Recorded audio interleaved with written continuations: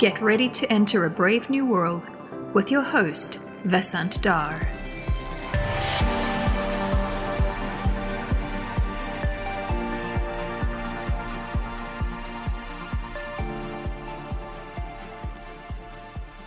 We are in a golden era of machine learning, especially in vision and language. We can train machines to ingest and analyze vast amounts of data from images and text and interpret them intelligently.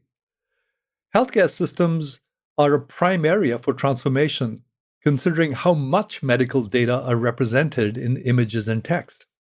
And in the emerging brave new world of sensors everywhere, such as on our wrists and all around us, we're about to witness an explosion in personal data.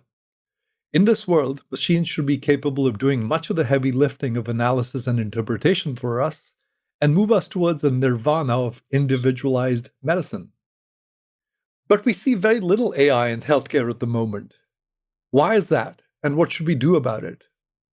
This episode with Regina Barzilay builds on an earlier one with Eric Topol, who enumerated the reasons for the large numbers of misdiagnoses in the healthcare system.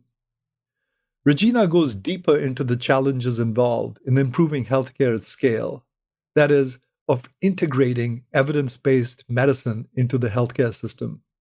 Regina is a professor at MIT, faculty lead for AI at the MIT Jameel Clinic, and a member of MIT's Computer Science and AI Lab. Regina, welcome to Brave New World. I'm delighted to have you on this show. Thank you for having me. Hi. Before we get started, just tell us, just something about yourself. We have the audience tunes in from all over the world, so just, tell us anything to get started, something personal. Something personal. So there are boring things, like I'm not boring, it's exciting, but kind of know that I'm a professor of computer science and electrical engineering at MIT. I've been at MIT since 2003. It took me multiple countries until I arrived to this position. I was born in Moldavia, then my family moved to Israel, and that's where I did my undergraduate. And now I'm, for the last many years, living here in Cambridge, Massachusetts. In terms of things that I like to do, I love reading, I love plants, and I love running. Cool. And you've just been for your run, so you're all juiced up here. Absolutely. Okay.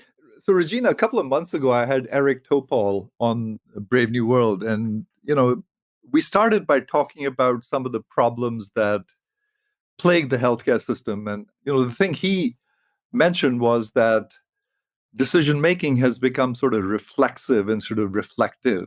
People just don't have the time. There's too many errors, and he quoted a misdiagnosis rate of 60%, which is staggering. How do you see the problems in the healthcare system since you've gotten engaged in it from the AI standpoint? So in contrast to you, Dr. Topol, I'm not a medical, provider, so I couldn't comment on it as a physician, but I can definitely say as a researcher who tried to connect to healthcare system and a patient myself, like all of us. So I think that one of the hardest aspects of, working and progressing healthcare is the way how the system set up in terms of bringing innovation in. If you're looking at other industry, like e-commerce, for instance, we never noticed how, when we started, having this machine learning recommended system making almost decision for us what to buy. And in many other industries that, AI is actually helping us to be more effective in decision making and helps us to do a lot of, small things every day. Now, if you're looking at healthcare today, how much of AI is actually there? Very little. And, and it's kind of understandable why, because it's very heavily regulated industry, because there are different interest groups that are driving the process.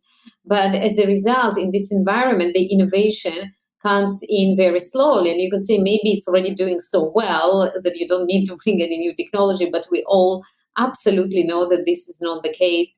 This new technology can change everything we are doing today, do it better, do it safer.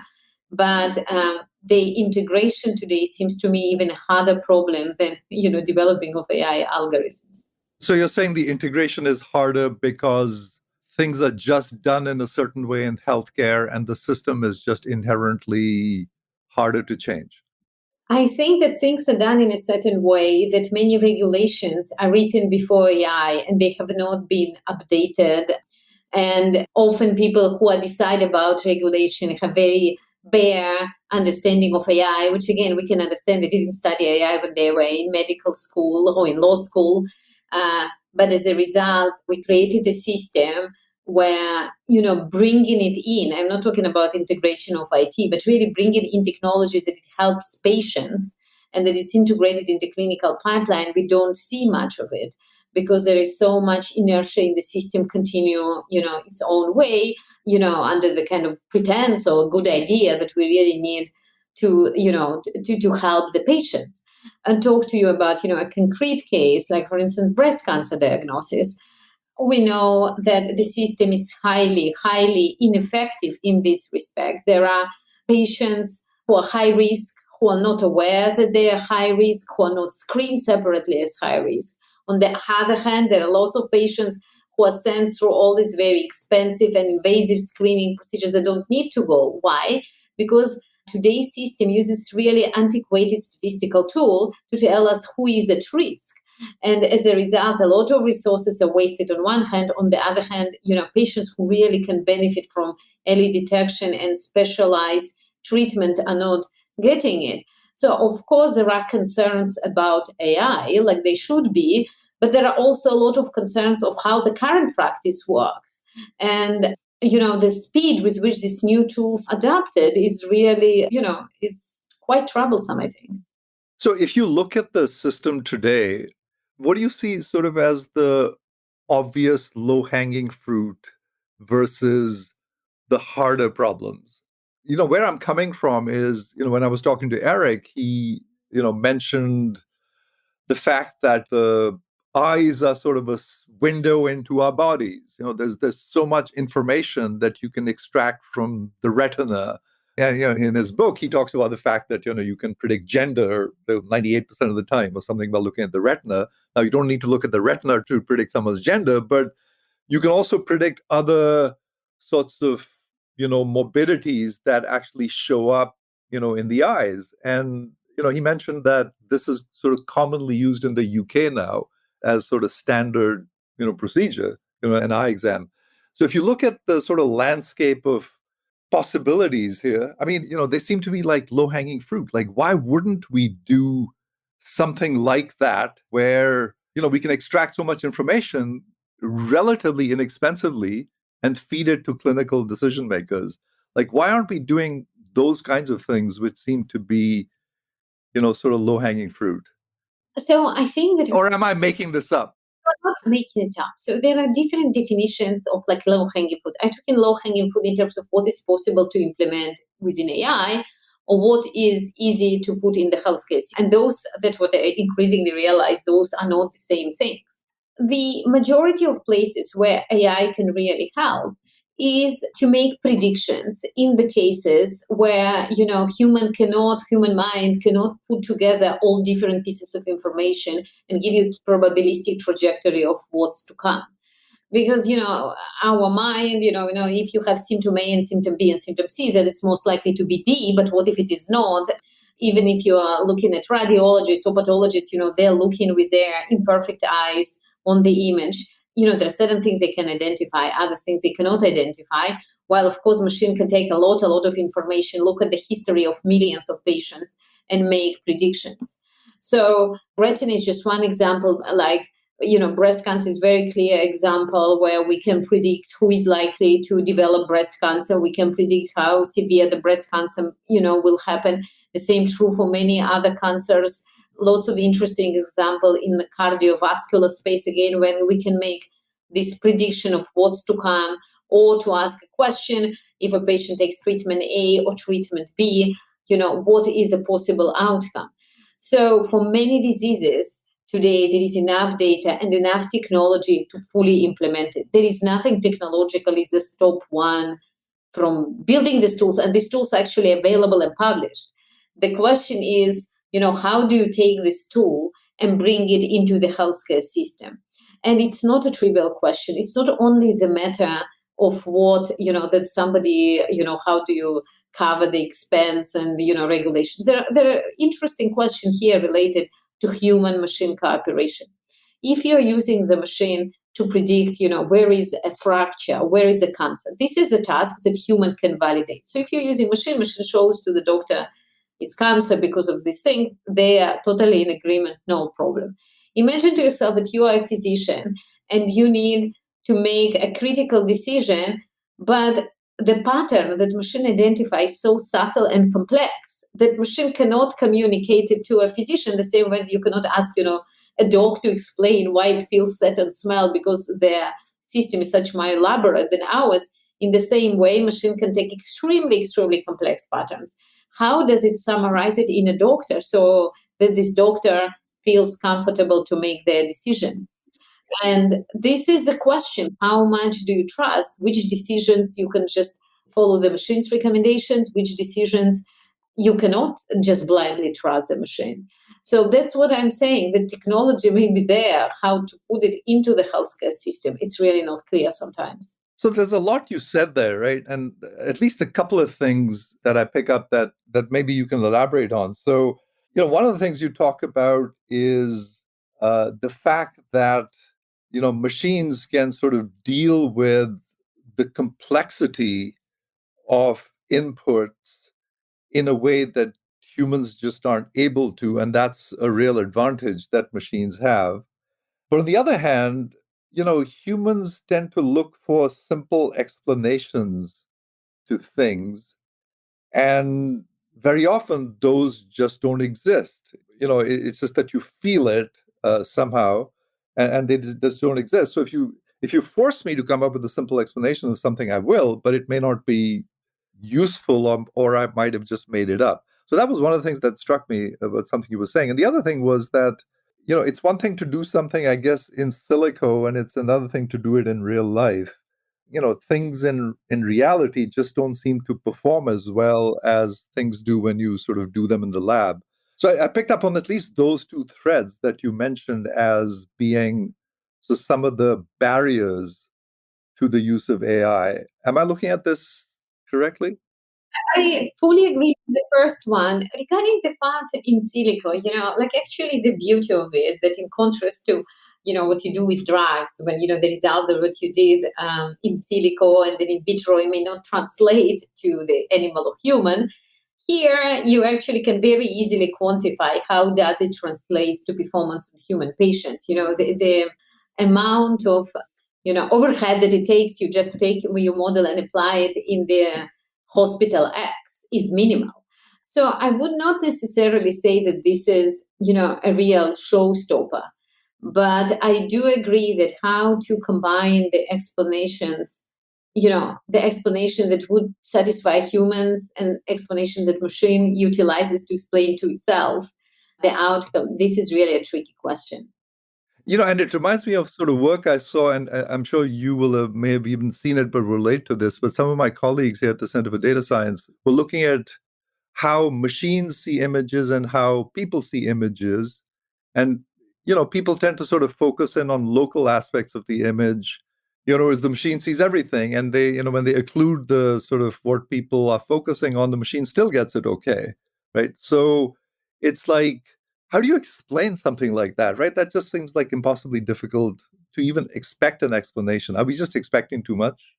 I think it's not even the point what internally machine does. The point is what is needed to convince you as a human that it's acceptable, that this reasoning is acceptable. It may have the internal representation, which is clearly different from yours, because your neural machinery is very different from neural machinery of our computers today. But how do you do the validation? And, how to make sense of the prediction. But I will tell you how I'm thinking about it. Whenever we're talking about the machine and machine accuracy, we can very easily quantify it. We can go run it on a unseen population of new hospital and say it gets X% on this task.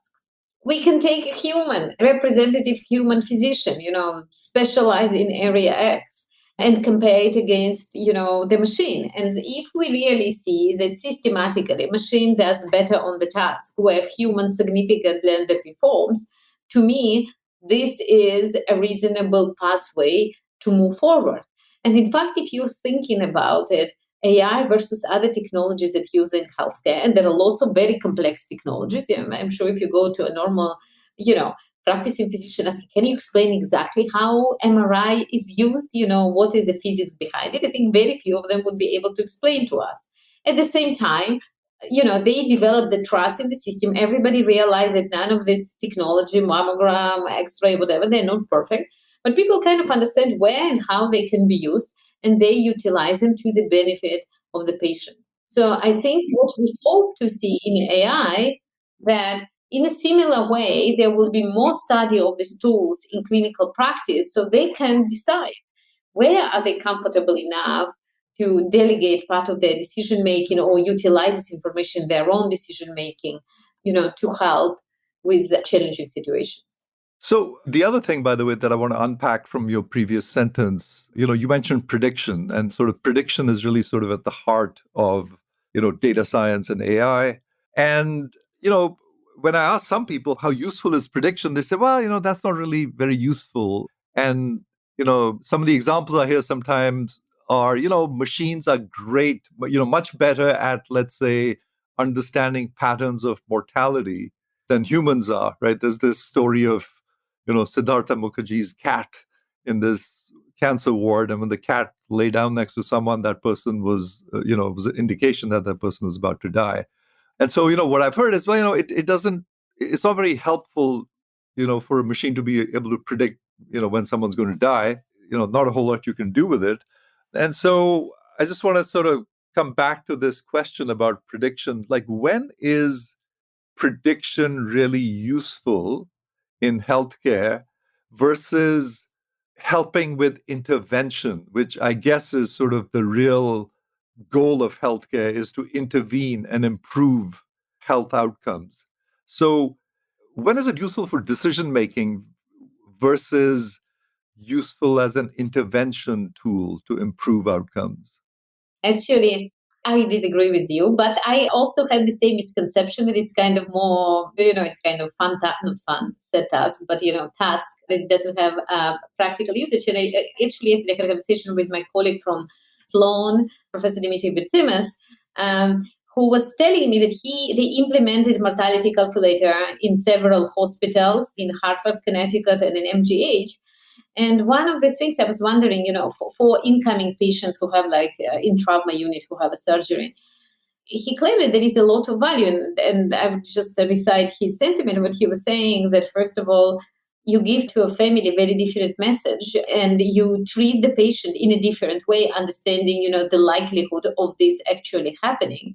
And decisions, both for the family and for the doctors would be different.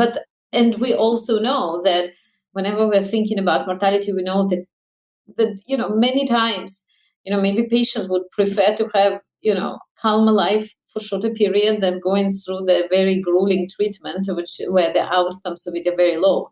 I'm not saying what is the right solution. What I'm saying is that the patient and his and her family should be given an opportunity to decide. Now, talking about the predictions, almost everything you do in the healthcare, since the moment that you feel the pain until you decide about the treatment, is prediction task. You need to say, what is the risk of the patient to get the disease? What is the likelihood that they had the disease? What is the likelihood that particular intervention would help? What is the likelihood to develop the side effect? And so on and so forth. So every single step is a prediction. There is nothing else. And today we're using very imperfect human capacity to make this prediction. And I think that every single one of them can be automated. The question is, which one of them, the doctors and the patients will feel comfortable to trust, and which ones they may not feel comfortable to trust. But I think every single one of them, like from the diagnostics to just deciding, the therapy. And, I remember one of my students a few years back, a young girl, she got ovarian cancer, and a kind of very rare type of ovarian cancer. I went with her to the doctors, and I started asking. There were several possible chemotherapies, which were very different. And I was asking, what is the support? Why to do this versus that? And the doctor told me that they don't know this variant is relatively rare, and they don't have clinical trials. And I said, what is it rare? How rare it is? And it was maybe 100,000 a year in US, where different therapies in different hospitals are tried. In 10 years, you can actually take this data and make very strong predictor which patient should be going and getting this therapy. So this is a case where the doctor explicitly signals you and say, I don't have enough information. I don't know. There is some indirect evidence. While if you have a predictor, the same predictor can tell, I use 10 million patients of this age or whatever with this clinical markup, it gives you much more information to you and to your provider what is a safer path instead of kind of making this decision in the dark. And there are lots and lots of this decision. And the more severe the disease is, the more crucial are the outcomes of these decisions. And now they are many times done on very limited data based on the intuition or whatever. And I think here machine learning can really change how we're thinking about it. So, while you were talking, it reminded me of something that Eric said, and I'll tie that back into what we're talking about, which is that I'm wondering whether profession itself, whether people who are making these clinical decisions have adequate training in this area of data and analysis. And, Eric actually refers to the fact that if people only understood Bayes' rule, that in itself would lead to an improvement in their decision making. And I'm not talking about patients understanding Bayes' rule. I'm talking about clinicians, understanding Bayes' rule, that, just that training would help them look at decisions and probabilities and outcomes differently than they do it at the moment. And what we're talking about goes way beyond Bayes' rule, right? We're talking about machine learning. We're talking about these systems that are being fed by increasing amounts of data, where people are then presenting the results from this data in terms of, all of the false positives and false negatives.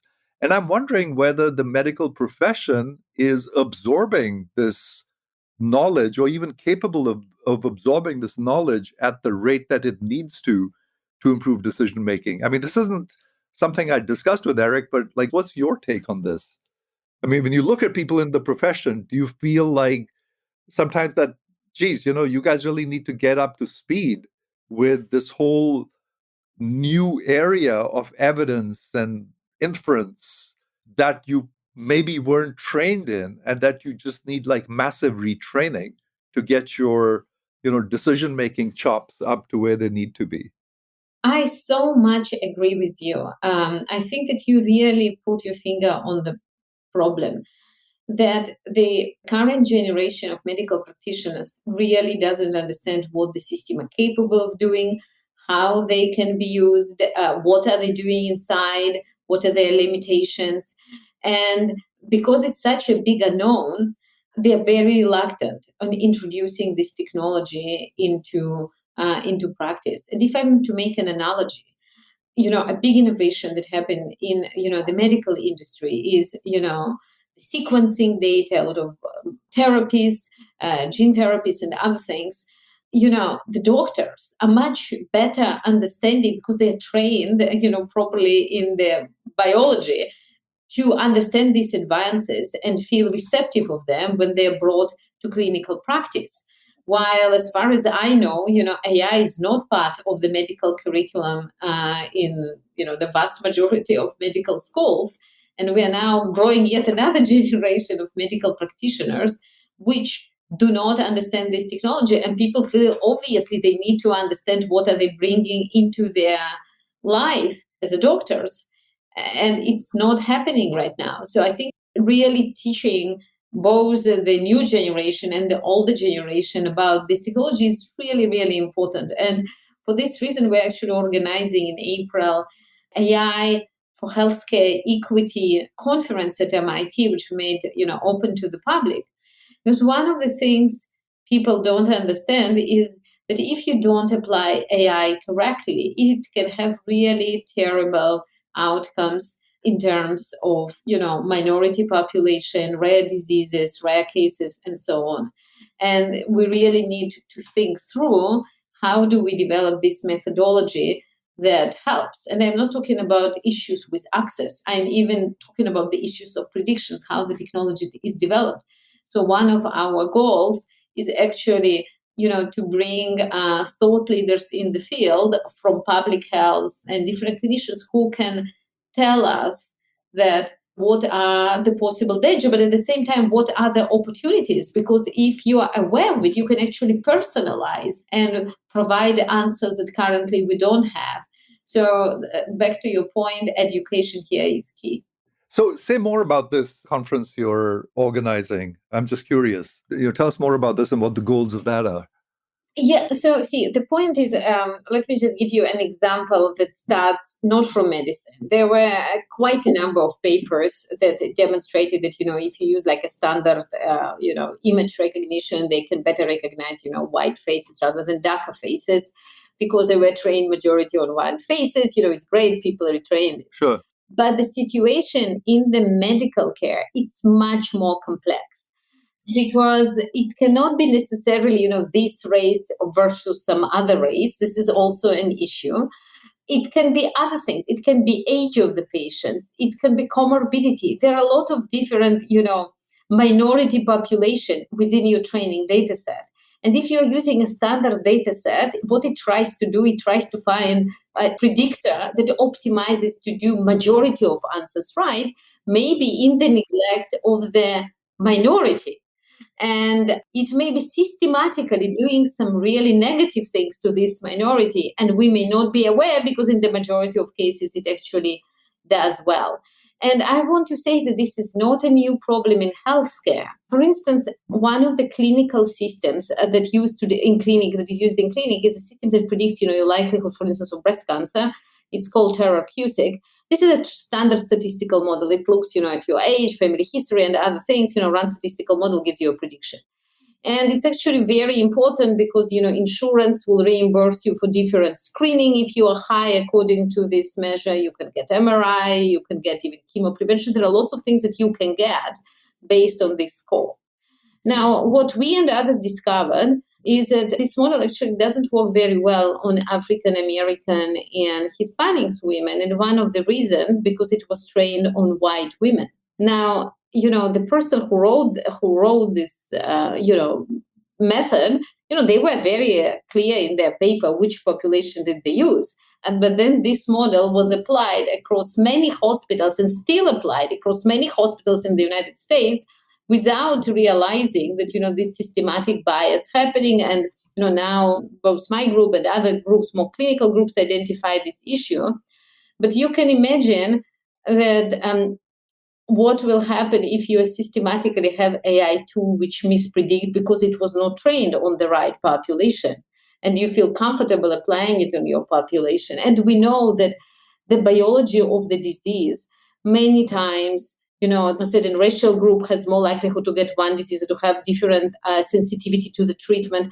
So all these issues we really need to think when we are designing the data sets, when we are applying these tools to understand what information do you need from the trained model to decide whether it is even applicable to your patient.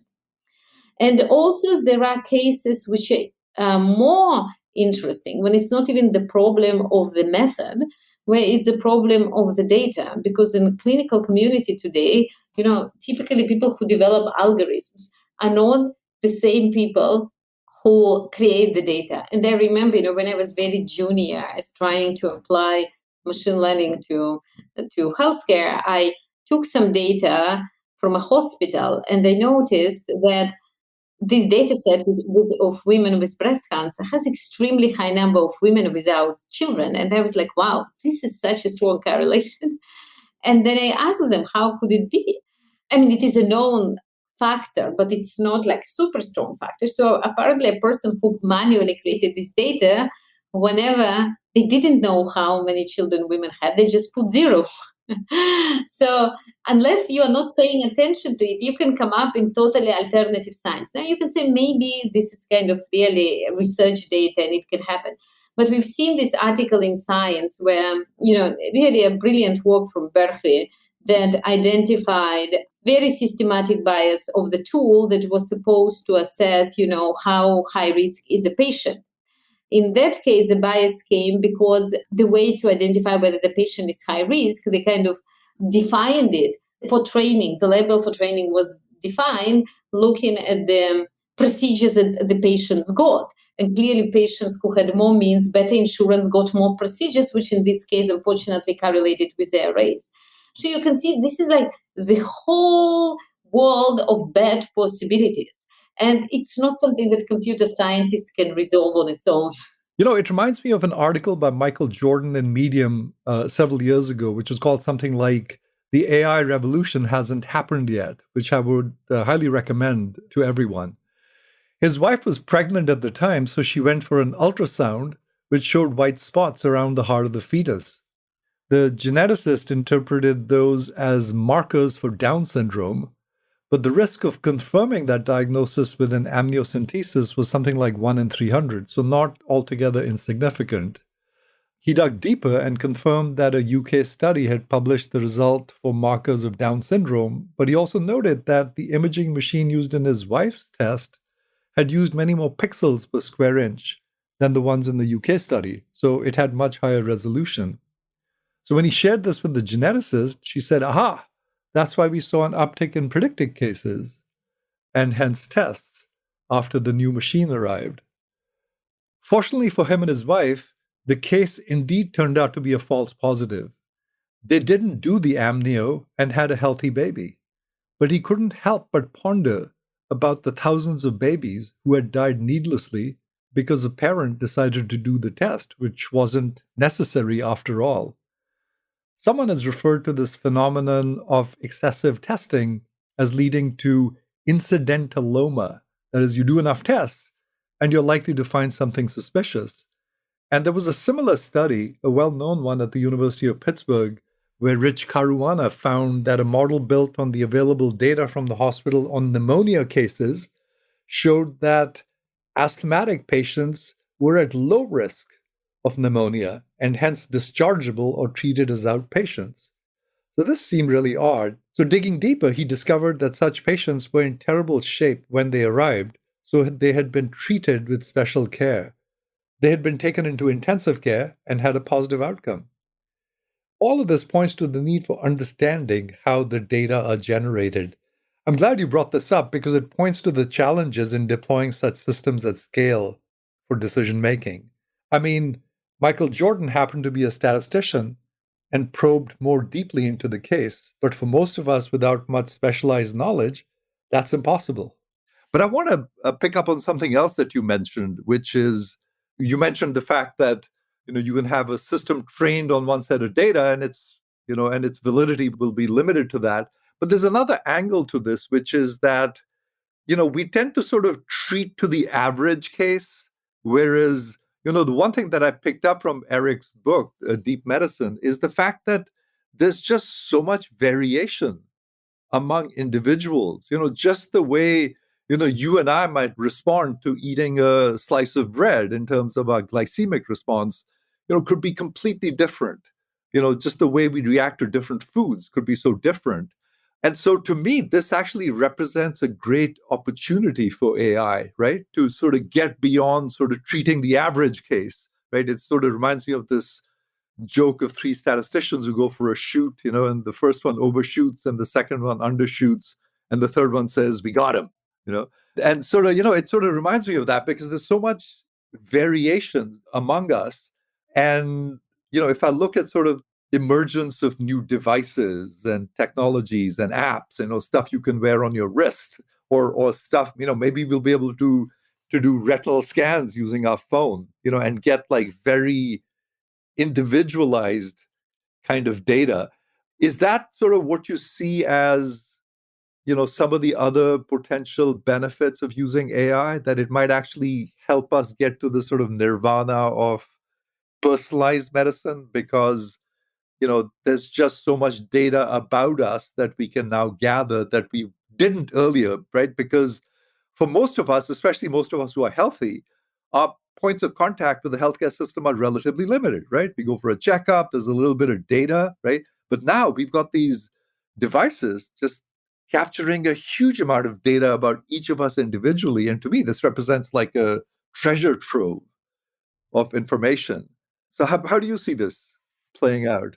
Absolutely. If you go and look, many times prescriptions, tap, who's supposed to get which drug and other recommendation charts, but they are very simple, deterministic. If a patient exhibits A, B, and C, then they should go to this pathway.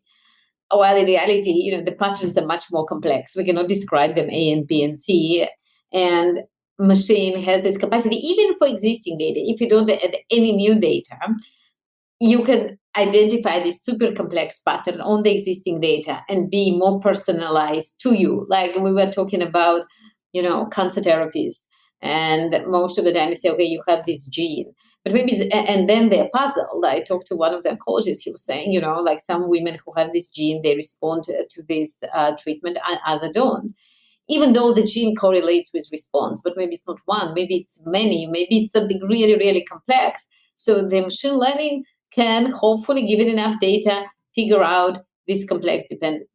But we can go next step as what you are suggesting and actually have these machines that monitor us all the time, and they can identify the reason to identify something is going off and alert you very early. And it comes to mind, this remarkable research of my colleague at MIT, Professor Dina Katabi, who has this wireless monitoring device. It kind of sits in your home and watches you the whole day, not watches you, but it kind of identifies what you do, how much do you walk, what is your speed, do you go to how often do you go to the bathroom, how many hours you sleep, everything, all the health information is captured. And in this case, instead of patients, going to the doctor and saying, I sleep well, I didn't sleep well, which is very subjective, a thing that we tend to forget, you can really have any information which tells everything about you, and it can identify if your trend this month was very different from your previous trends. And I think it's particularly important for neurodegenerative diseases and other, illnesses which progress over a very long time, and typically, when they are already visible, it may be too late to treat.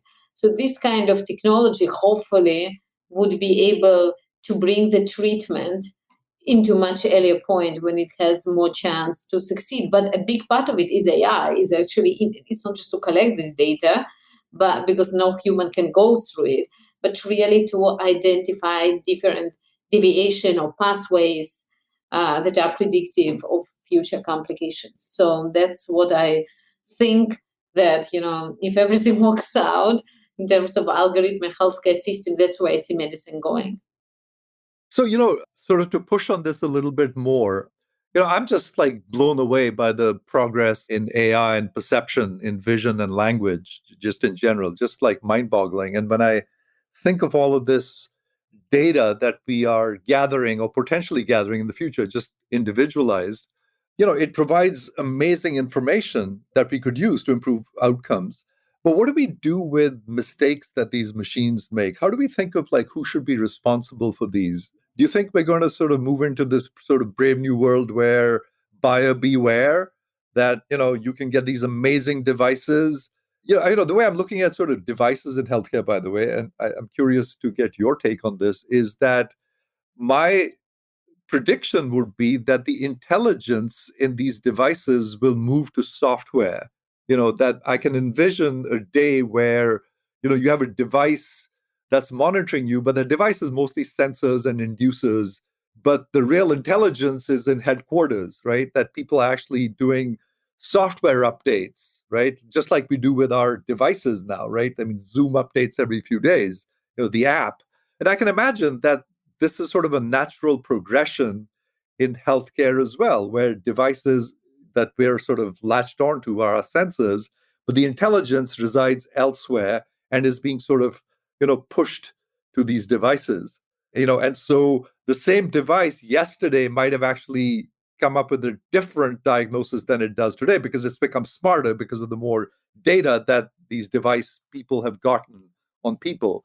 And my question is, actually, there's several questions here. One is like, who Do you think we'll be responsible for errors because mistakes will happen, right? People will invariably do stuff or the machine will be wrong or they'll interpret its outcome differently.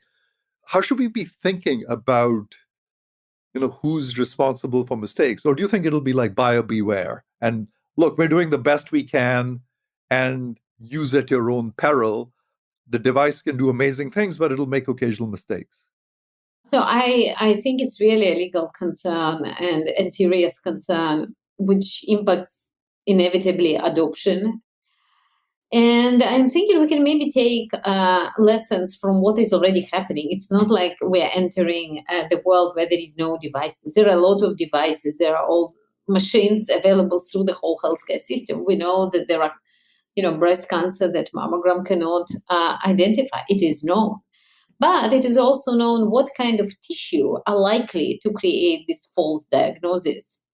So the way I'm thinking about it, human is ultimately responsible, meaning the physician ultimately is responsible for, what pathway they select, given the best information they have. But I hope we will have kind of applicability domain when we know in these areas we can much more trust the machines versus in other domains we need to be much more careful and use it just in the advisory capacity or as an extra point of information rather than a decision maker. And we would know where we are lying in the spectrum as more of the machines integrated and we perceive their accuracy, because they would be continuously learning and updating and becoming different, and it could be different things may happen. Hopefully in all of the cases it just improve.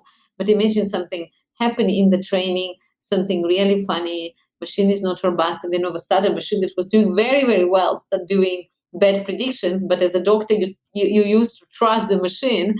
What will happen? Because in some ways, this is a difference maybe between all these software-based decision models versus what we have, MRI or whatever machine, it stays there. It's not updated every day, correct? There you learn its limitations and you are fine. With the tools that can be constantly updated, we can never be sure that it's the same unless you fix, the release.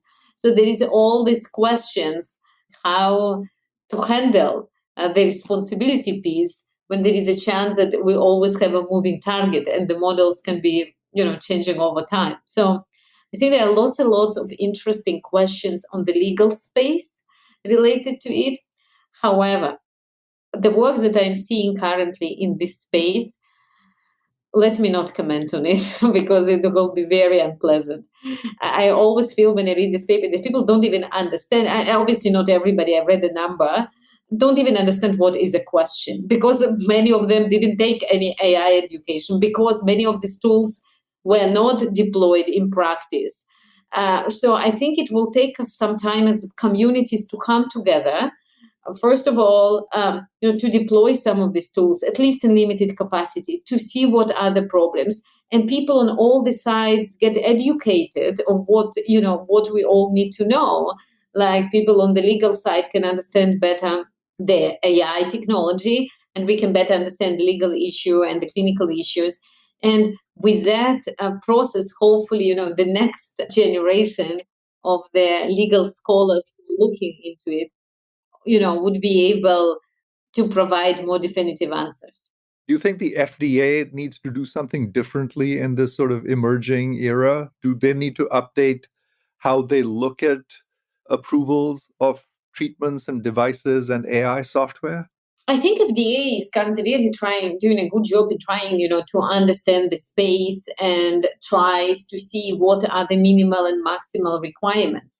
But the point here is that there were so very few deployments that it's hard theoretically to predict what is going to be the issues. There are obviously, standard things that you need to try it on multiple populations, that you need to say on which population you train, which is like apparently a point of debate.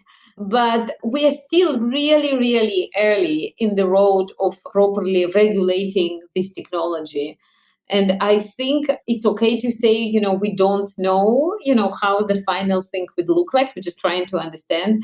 What I hope will not happen, that in these very early stages we will make some decisions which will stop the progress and development just because of, collective ignorance. So I think we need, in a very careful way, explore this space and collect more information before, making, real decisions. So, talking about collecting more information, I was reading a piece somewhere where, you were one of the individuals along with 4 or 5 biologists and healthcare people. And one of them was George Church, I believe. And he said, we should pay people for data. That is, we should pay people to provide their genomic data because there's tremendous value to that. And, this reminds me of like 7, 8 years ago, I suggested that Facebook should pay its users for data that they monetize. And I can't but feel that Facebook might have been a very different kind of company if it had actually gone down that road. Maybe we wouldn't be regarding them as shady, but sort of socially good. But, what do you think of that? What do you think of paying people to provide their data for science? Is this something that could be tremendously useful? Because it seems to me that, one of the sort of missing pieces towards, that would hinder us from getting towards personalized medicine is our DNA, right? I mean, that's ultimately what is keeping us going and determines, all kinds of things, including our phenome. And so should we be providing, paying people for giving us their genome and phenome, for the larger good of humanity? I think, it's indeed a possibility to do so. I wouldn't dare to say what is the solution to the current data dilemma, but what's going on right now is so inherently broken that the people who actually are getting the money for the data are not the patients. Um, and I think it puts, people who are data brokers, which is not their personal data. And in fact, when they took the data from the patient, typically it was part of some healthcare encounter when they were already reimbursed by whatever service they provided. They are the one who have a capacity to share the patient data in some form or another. And we don't know who is using our data, in which analysis it is used on one hand. But on the other hand, in this country today, we don't have one large publicly available corpus of mammograms to train, cancer detectors and risk assessment. So I think, a lot of laws related to the privacy and to data sharing were written way before the AI. And there was no rethinking about. And this question really requires rethinking, because the solutions that we are getting are very much tied to the data. And I would tell you a personal story. When I was deciding to take a treatment, which would have been really a challenging treatment for me to take, I was looking at the data that was published in New England Journal of Medicine. And, I was trying to make my own decision, and it was clearly in the boundary. And then I kind of zoom in the group of patients which look like me, which were younger women. And then I realized that the reason these, women were benefiting from this treatment is because their general care was different than mine, because the clinical trial was run a long time ago. So, the question, and it was like really not pleasant treatment to take. And I was just thinking to myself, if I can just go to some database and see what happened to women my age with this treatment or without this treatment, I can make this crucial decision for myself, not to rely on this outdated clinical trial where the standards change. And I couldn't do it. Now you can say, it's only me, but every patient makes this decision. We take terrible treatments which don't benefit us. Why? Because we cannot go to the general data and query and ask the right questions. So who exactly is benefiting because this data is locked? So I think luckily now there is more and more understanding of importance of these data sets. And there is this huge data set that NIH created jointly with Broad, which will contain data from over 1 million patients, I think, of different walks of life. But, data today, finding the right data and having the data, it's a treatment. It's really a treatment. People should think about it. It's like, we have blood banks. So this is, in my opinion, similarly important. And unless, we address it as a general population, how we are thinking about it, I think lots of us are going to be in disadvantage. And it can be paying the patients, not paying somebody, changing our permission. Because right now, if you want to donate your organs, there is very easy way for you to do it when you get your driving license. Try to go to your hospital and say, I want to donate my data. There is no easy way to do it. So I think those are big questions, and we all need to think about them. Yeah, I mean, and when you were talking about your own case, the reality is that the data for that probably does exist. Oh, right? absolutely. It's just that, you just don't have access to it, unfortunately, but it does exist. So maybe the FDA should become the federal data authority, while we're talking about it. But I say this with some degree of seriousness. Like, if we were to think about a present we would give our future selves, right? That humanity would look back 50 years from now and say, thank you for that, right? That was like a very forward-thinking move. What would that be? Like I think that if we can resolve the data question in a fair way and in a way that doesn't create issues with patient privacy, and this data is not used in the wrong ways, I think this will be a major step forward on, bringing personalized medicine. And I am convinced many of the conditions that today are untreatable, where people are suffering through very painful treatments, will go away. So to me, solving the data issue is really, the key to making progress. Okay, well said. I couldn't agree more with that. So, I always ask my guests to talk about what advice they would give to younger people or younger versions of themselves. You've got kids, deal with students all the time. What do you advise them on? Like, what advice do you give younger people these days?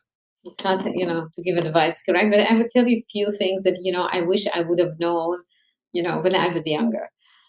So I think, part of, being successful in academia is the fact that, there is a standard pathway and you need to do everything according to this pathway and you need to be successful, correct?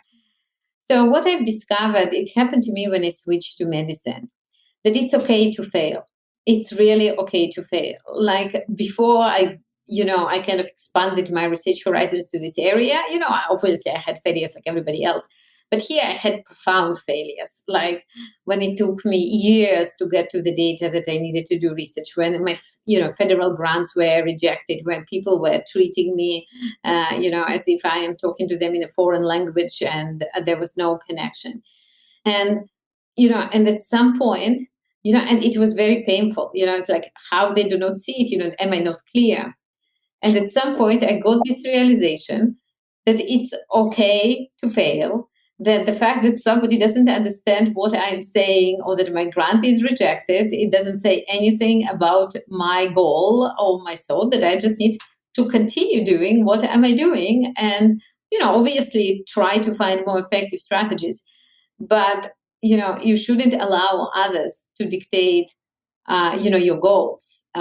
You should set them up and then just handle it. It's like a bad weather. It's like we don't go out of the house, we just put an umbrella. This is my thinking about how to make a change. Because if it would be easy, if everybody would agree, you're not making a change, you're just doing yet another incremental step. So you really need to be emotionally ready, and it takes a while kind of to toughen up, is to handle rejection. And this is my major personal learning from getting into this field. And another piece is like just being patient. As a computer scientist, we used to very fast pipeline. Like, you try something and then, it works, and, you publish a paper and you move to the new one. Here, sometimes, it takes a year or two to get to the data. It takes even longer to get it to clinical implementation with all the setbacks. But if you're patient and you're persistent, things happen. And you really have to be hopeful and keep it in mind that, you have time, but you shouldn't stop trying. Good. That this reminds me of like a cartoon I used to watch growing up called Pepe Le Pew, and Pepe Le Pew never gave up. So I sort of believe in that Pepe Le Pew school of management. So finally, is there any particular advice you'd give to young women, young girls in high school? I was reading someplace yesterday that evidently the enrollment of in biology classes these days is almost like 60% girls. I was actually really surprised to hear that. So maybe a future of healthcare and medicine will be impacted particularly by women going forward. But what's your advice to younger women these days? So I grew up in an environment where I wasn't aware that I should be weaker in sciences than my male peers. So I never sort of realized it was not even part of the discussion, even though in many classes I was among the very few females.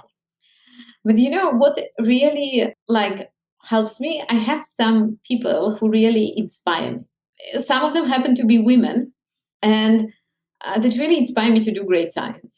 And when I hear them speaking about their work or read their papers, they make me happy. Like one of them is my friend Professor Dina Katabi, who really thinks in a very different way. And there are some other female scientists and male scientists who kind of when you are stuck and when the things are not moving and you don't have any inspiring idea, you kind of see, wow, these people were able to create this. It's so exciting to see this kind of outcomes, and it always pushes me forward and motivates me. So I think we all have this type of people in our lives, and it can help you to push when the things are not moving. And again, the same thing, one shouldn't let others to dictate who you are. It's really important to focus on what you want and what is important to you, and learn to shut off the outside world. I mean, of course, it's not like you're living in vacuum and you need to understand what's going on in the world, but don't let others, to shape who you are. And, the older I get, the more I see the value of, following my own ideas. Well, Regina, it's been a pleasure chatting to you. Thank you so much. I really enjoyed this conversation. So thanks for your time. Thanks for sharing your expertise with the rest of the world. Thank you very, very much. I enjoyed it.